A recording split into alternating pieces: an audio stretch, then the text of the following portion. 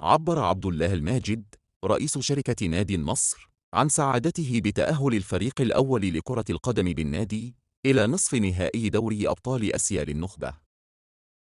ونجح النصر في حجز مقعد بنصف نهائي دوري أبطال آسيا للنخبة بعد التغلب على يوكوهاما الياباني برباعية مقابل هدف في ربع نهائي البطولة. تصريحات عبد الله الماجد رئيس النصر. أكد الماجد في تصريحات أدلى بها عبر صحيفة اليوم أنه سعيد بالفوز على يوكوهاما وحسم بطاقة نصف نهائي بطولة نخبة آسيا. وأوضح الماجد أنه يتمنى حصد بطولة نخبة آسيا واستمرار دعم الجماهير للفريق خلال الفترة المقبلة لحسم البطولة. وعن طرفي نهائي بطولة نخبة آسيا، أكد رئيس النصر أنه من الصعب توقع طرفي المباراة النهائية.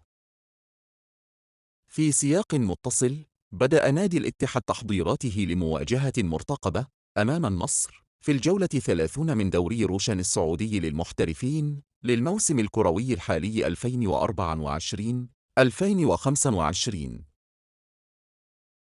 ويدخل الاتحاد مباراة النصر ضمن منافسات دوري روشن السعودي من أجل تحقيق الفوز والظفر بنقاط المباراة لمواصلة الانفراد بصدارة جدول ترتيب دوري روشن. تحرك عاجل من الاتحاد قبل مباراة النصر في دوري روشن. وذكر الإعلامي الرياضي عبد العزيز العصيمي أن إدارة الاتحاد أرسلت طلباً رسمياً إلى الاتحاد السعودي لكرة القدم من أجل استقدام حكام أجانب لإدارة هذه المباراة الهامة. وتأتي هذه المباراة في ظل سعي الاتحاد لحصد لقب دوري روشن السعودي، بينما يطمح النصر لتحقيق الفوز وتقليص الفارق مع المتصدر. موعد مباراة الاتحاد ضد النصر في دوري روشن. من المقرر أن يستضيف ملعب الأول بارك بالرياض هذه القمة الكروية يوم الأربعاء الموافق 7 من شهر مايو القادم، وذلك في تمام الساعة 9 مساء بتوقيت مكة المكرمة. يذكر أن مباريات الكلاسيكو بين الاتحاد والنصر دائما ما تحظى باهتمام جماهيري وإعلامي كبير، تعد من أبرز المواجهات في الكرة السعودية. في خبر عن دوري أبطال آسيا النخبة، نهائي سعودي خالص مرتقب في آسيا. مازح الإعلامي السعودي وليد الفرج ضيفه هاني الداوود خلال برنامج أكشن مع وليد بسبب تصريح الأخير حول رغبته في تأهل الهلال إلى نهائي دوري أبطال آسيا. ماذا حدث؟ الهلال حجز أول مقعد سعودي في نصف نهائي دوري أبطال آسيا بعد اكتساح نظيره جوانجو الكوري الجنوبي بسباعية نظيفة مساء الجمعة في الدور ربع النهائي من المسابقة القارية. ماذا قال وليد الفرج؟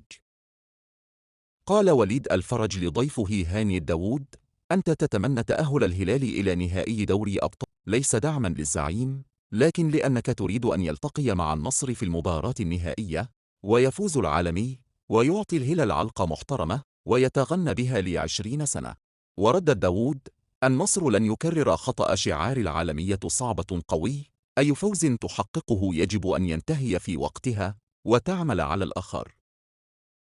وأضاف: كل همي أن يكون نهائي دوري أبطال آسيا سعوديا خالصا لنجاح المشروع الرياضي للمملكة، أيا كان الناديين المتأهلين للنهائي. ما القادم للهلال؟ تأهل الهلال إلى المربع الذهبي لدوري أبطال آسيا النخبة ليواجهه الأهلي. أزمة القضايا تطارد الأندية السعودية. هدفنا ألا يكون على الأندية السعودية أي قضية مرفوعة، سواء في الاتحاد الدولي أو أي من قنوات الترافع القضائي. هكذا تحدث سعد اللذيذ نائب الرئيس السابق لرابطة الدوري السعودي للمحترفين في وقت سابق، ولكن يبدو أن أندية المملكة سيتكون على موعد مع أزمة كبرى تتعلق بالقضايا الخارجية. ماذا حدث؟ وأفادت صحيفة الاقتصادية بأن عدد القضايا المرفوعة ضد الأندية السعودية بين فرق روشن والدوريات الأدنى قد بلغت 54 قضية تسببت في قرار الاتحاد الدولي لكرة القدم فيفا بإيقاف 20 نادياً بناءً على بيان رسمي. ووفق مختص في القضايا الرياضية السعودية، فإن إجمالي قيمة سداد القضايا الخارجية وإقفالها تجاوزت أكثر من 80 مليون ريال. عقوبات الفيفا.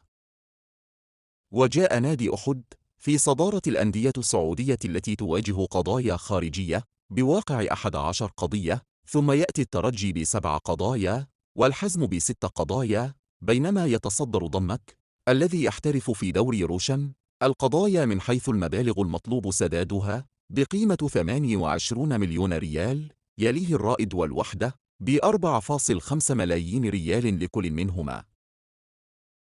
وتضم القائمة أيضاً نادي العروبة والذي يلعب في دوري روشن ب180 ألف دولار، فضلاً عن أندية الحزم، نجراً، مضر، هجر، الصفا، الشعلة، السد، القيصومة، النجوم، الكوكب، الجبلين، الانتصار، الباط، قحد، العدالة. الشباب مهدد بالعقوبة. وفي هذا السياق أبدى المستشار القانوني سعود الرمان المختص بالقضايا الرياضية توقعاته بدخول أندية جديدة في قائمة المهددين بالعقوبة لا تقل عن 20 نادياً، مثل ثلاثي دوري روشن الشباب، الفيحاء، الأخدود، حيث تأتي القضايا بسبب عدم الإيفاء بالالتزامات المالية، ما أسفر عن فسخ عقود مدربين وأفراد من الأجهزة الفنية والعاملة. 100 مليون ريال. وطالب الرمان بتدخل وزارة الرياضة ولجنة استقطاب اللاعبين في دوري المحترفين، مضيفاً أنه من الصعب إنهاء كافة القضايا منذ الوقت الحالي وحتى انطلاق فترة التسجيل الصيفية، فيما أوضح أن الديون قد تصل إلى 100 مليون ريال وأكثر، والعقوبة قد تقع على 25 نادياً. في خبر أخير، أفادت مصادر صحفية أن لاعب نادي النصر سلطان الغنام أظهر روحاً استثنائية من التضحية والإخلاص خلال مباراة فريقه الأخيرة ضد يوكوهاما الياباني. وفقاً للمصادر، على الرغم من تلقي الغنام خبر وفاة عمه قبل انطلاق المباراة بيوم واحد، إلا أنه قرر المشاركة مع زملائه أمام يوكوهاما. ورغم أن إدارة النادي كانت قد منحت الغنم الإذن لمغادرة البعثة، لكنه رفض ذلك وأصر على البقاء والمساهمة في المباراة، حيث ساعد فريقه في تحقيق انتصار كبير ب4 أهداف مقابل هدف، مما أتاح للنصر التأهل إلى نصف نهائي دوري أبطال آسيا للنخبة.